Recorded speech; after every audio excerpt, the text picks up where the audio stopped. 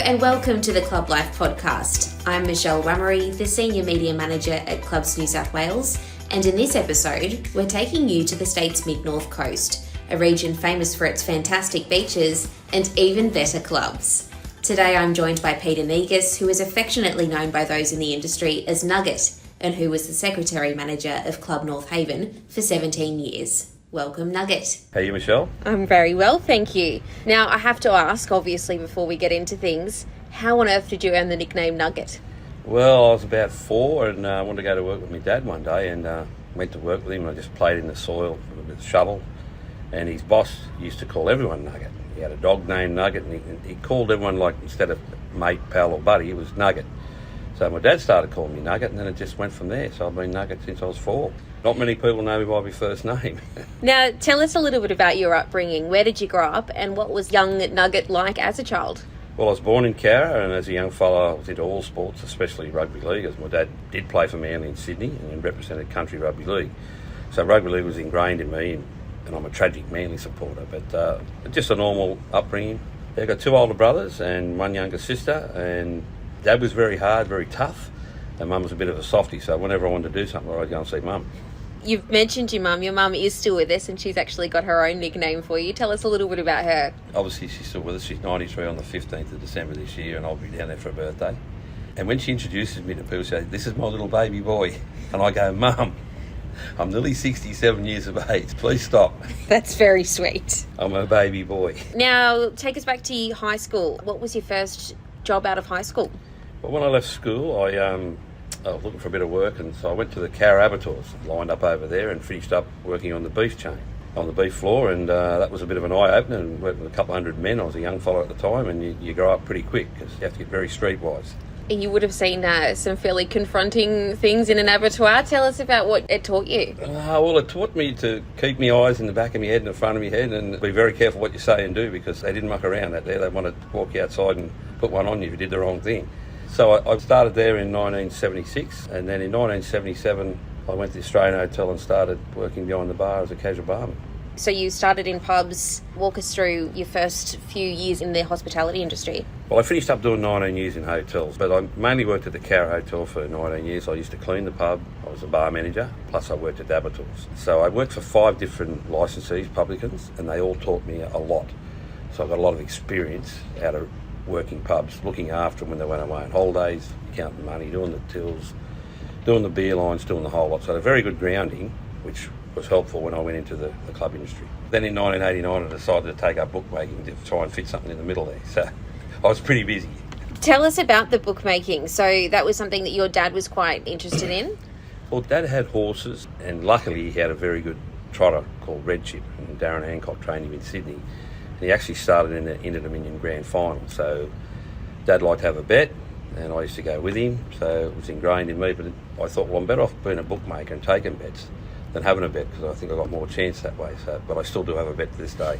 You mentioned your father before in his footy career, but you were a pretty decent rugby league player yourself. Tell us about that. Well, I was an average footballer. I played a little bit of reserve grade, a little bit of first grade for Cowra Rugby League, but I played with a lot of good footballers. I was very strong back in the day.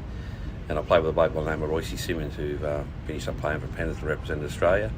And he's doing a lot of great things now for dementia. Royce has dementia himself, and he's around the country raising a lot of money, which is fantastic. And your dad played for Manly. What was that like growing up? Well, he only had the 1 year at Manly, and that's why I'm a tragic Manly supporter. But he also represented country 5 years in a row. So Dad was a pretty fair footballer. And Dad played his last game at 41 years of age, which is sort of unheard of, playing first grade in the bush. That's pretty elderly, but anyway, he loved it. Have you passed on that love to your kids? 2 of my boys played. I've got 4 children all up, 3 boys and 1 girl. 2 of them played, and 1 of them played soccer. I've got a little grandson who's about 6, and he's called Royce Rooster, and he goes quite good. He's only a little fella, but he's got a lot of ticker about him. You've got quite a big family yourself, and they're all living locally. Tell me a little bit about them. My wife and I are very lucky that I have 4 children. I've got 3 boys and a girl, and they all live in North Haven. We have 8 beautiful grandchildren. 4 of them actually live with us, with my youngest son and his partner. I built a room on at the back, and my daughter lives 100 metres down the road with her 2 children. So they all live in North Haven, so I'm very, very blessed and very, very lucky to have them. And they're keeping you busy, obviously. Yes, even today I had to take one to Port to go to the dentist, and take one to the bus stop, and so that keeps me pretty busy. And one of your sons is running a cafe now locally. Do you want to give them a plug and tell us what you're doing with that? Well, he sends a little text message to me. He's got a cafe in the main street in Laurelton called My People, right next to the paper shop. He sends a little one that says help. So I have to get in the car and drive over, and I wash up. I don't get paid anything for it, and I do as I'm told.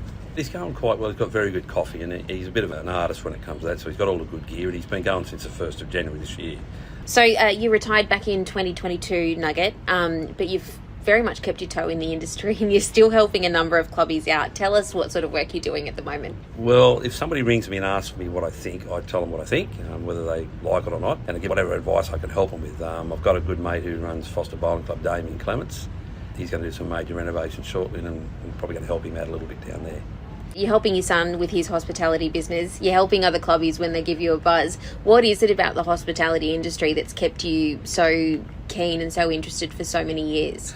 To be honest with you, I think it's the camaraderie with the staff and with the customers. You've got to like people, and I think there's no greater enjoyment. I taught most of my staff that there's no better enjoyment than making people feel like it's their second home away from home. So when they come into Club North Haven, they have a good experience, and they'll come back. Now, we are sitting in Club North Haven at the moment to record this podcast, and everybody knows your name, albeit Nugget, not Peter. What's it like being so beloved by your staff and being able to get on the floor and help them out when they're busy? How important is that relationship with the staff members? Well, I think everybody's got to earn respect, and if you work with somebody and you'll do the job yourself, then when you ask them to do it, they'll do it for you. I'm an old-style manager. I was an old-style manager. I didn't sit in the office a lot. I used to spend a fair bit of time on the floor, get to know the customers, whatever. I probably needed to spend more time in the office, but I mean, that's my style of management. And obviously smaller clubs, you need to be more of a hands-on operator than so much the larger clubs. But just enjoyed the camaraderie with the staff and the members and the visitors. You love it? Well, you got to like it. You got to like people, you got to like the job. I used to say to some of the staff, there's two reasons why you go to work. One is the enjoyment of it, and one is the remuneration. Some people get it back to front. It's the enjoyment of it first, and then the remuneration comes with it. That's the way I see it. As I mentioned before, Nugget, we are sitting in Club North Haven. You were the top boss here for a number of years, nearly 20 years. There is another boss in charge now. What's the relationship with Tim like? I've got a very good relationship with Tim. Tim actually worked underneath me for probably 18 months, and I was training him up to take over from my role. I stayed out of the decision making. The board actually gave it to someone else to start with, and then changed their mind and gave it to Tim. And since that day, if Tim rings me, I'll help him out. If I come in the club, he asks me something, I'll help him out. But I stay completely out of it. It's his domain, and his job is to look after the place. You live in North Haven yourself. Tell me about the role that the club plays in the community here. Well, we provide a safe environment for people to come, good food, good beverage, entertainment, help the sporting groups, help all the community at Three where a lot of people are homeless, and we got heavily involved in that. We employed a couple of staff with disabilities. Just in general, we were an evacuation centre throughout the fires, throughout the floods. We're here for the community, and that's what clubs do. They look after their communities. This probably isn't the biggest club in the area, and previously we'll get into your club industry experience in a little bit, but you have worked in a few smaller clubs. What's it like not being the biggest club in town? Is there rivalry there? Is it more of a camaraderie? How does it work? Well, clubs have got to work together because obviously our main focus is looking after our members, but there's enough for everybody, especially in the mid-north coast. It's healthy competition. We've got to have good food. We've got to be careful what we charge. It's healthy competition. Let's go back to your first couple of years in the club industry. So you were in pubs for a number of years. How did you first get into clubs? Well, I received a phone call from a mate of mine called Lee Kiley, and Lee is now the general manager of Queanbeyan Kangaroos Club, and at the time he was working at Bathurst Rugby Leagues Club. He rang me in Carrot. He said, Nugget, he said, I've got a good job for you. There's one going at Bathurst City Bowling Club, and I think it's right up your alley. So I had a bit of a think about it, talked to the wife. And so after going to Melbourne Cup at Orange in November in 1996, the day after, I started as the venue manager at Bathurst City Bowling Club. Now, it was a amalgamated club with the Bathurst Rugby Leagues Club. It was a mother club. So I was a venue manager, and I spent 22 months there. It was a very rewarding place. I was probably lucky that things went good for me there. But as a bloke said to me a long, long time ago, the harder you work, the more luck you seem to have. And from Bathurst Bowling Club, where to next?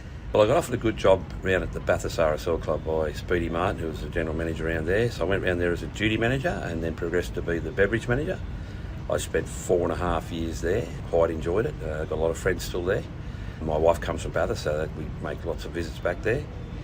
And then I went to Cowra, the old hometown. The bowling club came up for grabs there. The manager was leaving and they were having a few issues there. So I went back and I spent 18 months there, tipped a few things upside down and had a bit of luck there. And I would have stayed down there. My wife didn't want to go back to Cowra to live. She was still living in Bathurst. And I had a week's holiday and I went back to Bathurst and I went to the RSL club. And I ran into a bloke by the name of Ian McIntosh, who was the general manager of North Haven Bowling Club. Had a couple of beers with him and he said to me, I'm retiring at the end of the year. And I said, I'm going to put in for your job. And lo and behold, he retired, I put in for the job and I finished up getting the job and I started at North Haven on the 24th of January 2005 and I finished on the 4th of July 2022.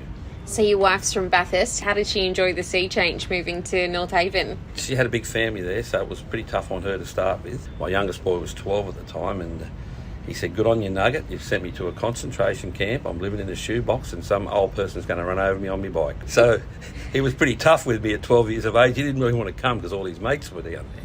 He played football and all that sort of thing, but he slowly started going to the beach and then realised how good it was here, and now they're all settled here.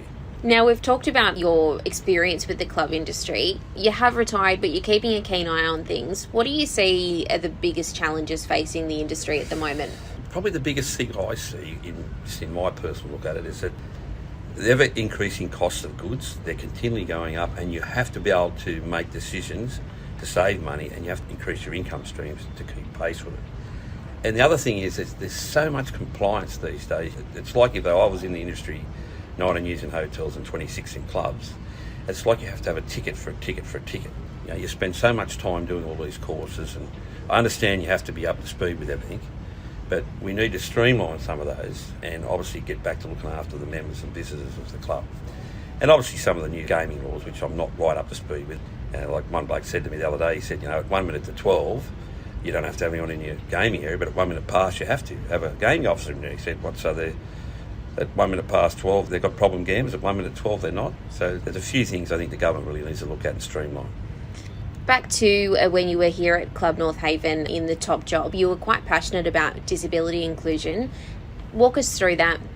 I had a lady come and see me and she had a couple of disability people on her books. So we sat down and, there is a place for people in the club industry. So I employed a young lady, Alethea, I won't say her second name. I did employ about 3 or 4 all up. Alethea's the only one still working here at the moment. She's been here 17 years. So she works 2 nights a week. She picks up glasses, she talks to customers, she picks up plates, and she's part of the furniture. The members love her, the visitors love her. At Christmas time she wears a Santa Claus hat. At Easter she'll put a bunny nose on and bunny ears, and she's very quick-witted and she fits in perfect. So I think there's a place for a lot of people in the club industry where a lot of other clubs could actually employ people. I've been gone 2 and a bit years now. So she's still here. I was talking to her the other day, actually. She always comes over and says g'day to me. And she calls you Nugget too, I imagine. That's right. Now, back in 2019, Club North Haven launched the 1 million litre promise to support local farmers. Tell us a little bit about that and how the idea first came about. We heard about a farmer in Wingham who'd walked outside with a shotgun and was about to shoot himself, and his daughter stopped him. And we thought, we've got to help these farms out. So we had a bit of a think tank between my senior staff and the assistant manager. And one of my senior staff, Andrew, I'll name him, Andrew Pratt, came up with the idea, and along with Shane, who was the assistant manager. So we sat down and we gave it some legs. So I approached James Brindley from Lion Nathan, who's a top dog there, the top boss. And James is back working with Lion Nathan now, which is fantastic, lovely bloke. And for every schooner we sold over a 3-month period, we gave $1 towards it. So it cost about $22,000 and about 95 truckloads of water we purchased off the local council. And we gave them to a lot of the local farmers that were in need of water so they could have a shower, so they could feed their stock. So after we did that, Jeff Evans approached me from Disaster Relief Australia. He's the CEO. And with Clubs New South Wales, they came up with a blueprint that we had and took it on board, and they started the Leaders for Land, and I think they delivered over 950 truckloads of water throughout the whole of New South Wales. And some clubs came on board after we'd been to the awards night in Sydney and donated $100,000, which helped a lot of farmers that were really in need that didn't have any money to do whatever. So it was a great initiative from us, and then everyone else took it on board. And that's what clubs do. We look after our members and we look after our local communities. We're a non-profit. I've not been rude to publicans. They make money and then they sell their hotel. I wish I owned one because they're going quite well at the moment. But when we make some money, we put it back into the community, whether it's like here at Club North Haven, we've got 3 synthetic greens, we've got an undercover, we've got lights. When it rains, we play all year round. It's facilities for our members, and that's just for one sporting group, and there's other sporting groups that we support here. And that's what clubs are all about, and that's why people come and support us, because we look after them. What are the biggest changes that you've seen in the industry since you started out? Well, as I mentioned earlier, I think the cost of everything has gone up so much, and for a lot of small clubs, this is very tough, because they've got to try and increase their income streams to keep pace with the cost of goods going up. And for a lot of smaller clubs, they can't cut this, they can't cut that, and they've got to try and increase their income stream. It's very tough for them. And I think what needs to happen, especially with governments, like the CPI is crucifying the whole industry, the whole hospitality industry, 2 increases in February and September. The government needs to look at that, especially for smaller clubs. A lot of them aren't going to survive, and it's great that a lot of clubs come in and take them over as amalgamation, because it's tragic when you see a club go under. No one wants to see a club go under. What would your advice be to someone entering the industry now, whether it be as a club manager or a CEO?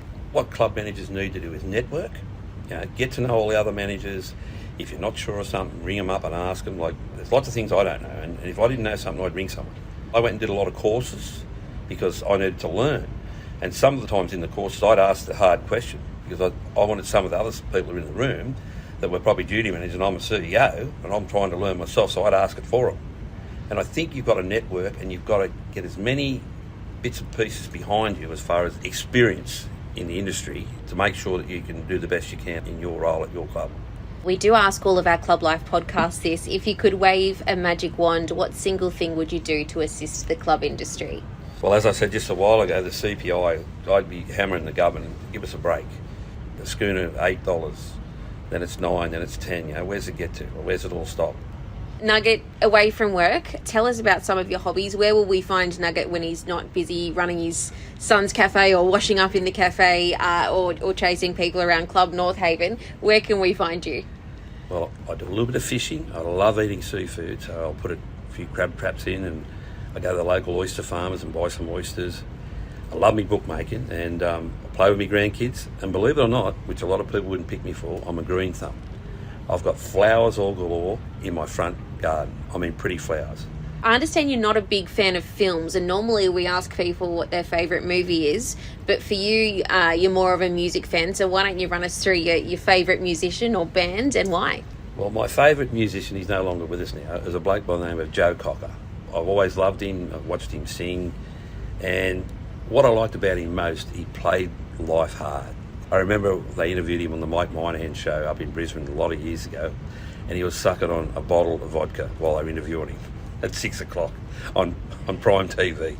I should ask you that. You brought up vodka. What's your favourite beverage? If you come to Club North Haven, what should people order? Well, all the beer's very good here, and this day and age we all get the same beer, but I mean our beer's very, very good. I'm a bit of an expert in that area, I always have been. Gets chilled down a little bit more at Christmas time. The beer lines are done properly, the glasses are done properly, but the beer's the best here. We never have any problem with our beer, never. 17 and a half years you were at this club. What was your proudest achievement? When I first came here, we had 3 grass greens, and it's great for a bowling club to have grass greens because that's the purest playing on them, but I could see that we needed to change that. So I was allowed to put 1 synthetic in. The board let me put 1 in the first 12 months I was here. Then another 2 years later, I put another synthetic in. And then finally I won the battle before I left here, and we finished up with 3 synthetic greens, and I got a grant to undercover one of them with lights. So when I first got here, we had 3 grass greens, 3 greenkeepers, and now we have 3 synthetic greens, one that can be played on 24/7, and we have 1 greenkeeper who does half his work inside and half his work outside. So for the next 100 years, hypothetically, if our greenkeeper hypothetically costs us $70,000 a year, he costs us $35,000 a year outside to run bowls. $35,000 of his work is done in here. So that's probably one of the smartest and proudest things that I've done here. So great for the bowlers, but also great for your bottom line. That's exactly right. Thinking ahead. Nugget, just to wrap up, you obviously love the industry. You've been in it for years. You live and breathe it. Why do you think registered clubs will still be around in the next 100 years? Well, I think because we provide a safe environment, we do entertainment, we help sporting groups, we provide good food, and if there's any problems in the club where people cause issues, we move them on. So I think what you've got to do is make people feel, when they come into the club industry, that it's a second home away from home. Whatever you're doing that in any club, they'll always keep coming back. Clubs will still be around in 100 years' time, without a doubt. Perfectly said, and a very nice note to end on, Nugget. It's been an absolute pleasure talking to you, so thank you for giving up some of your time to have a chat to us today. Thank you very much, Michelle, and I am retired. That's it for me. Fishing from here on in. So if anyone's got a role, they shouldn't come knocking. If anyone rings me up, I'll still have a chat to them. Peter Nugget Negus, former Secretary Manager of Club North Haven there. And that's all we have time for in today's episode of the Club Life podcast. I will note that this is the last episode for 2024, but we'll be back with plenty more episodes in 2025. If you're a new listener, don't forget you can listen to our back catalogue of interviews. Catch up on clublife.com.au, Apple, Spotify, or wherever you're tuning into this podcast. Search Club Life Podcast to find us and make sure you subscribe so that you never miss a new episode. If you have a suggestion on who might make an interesting guest, get in touch with the team by emailing clublife@clubsnsw.com.au. Until next time, thanks for listening.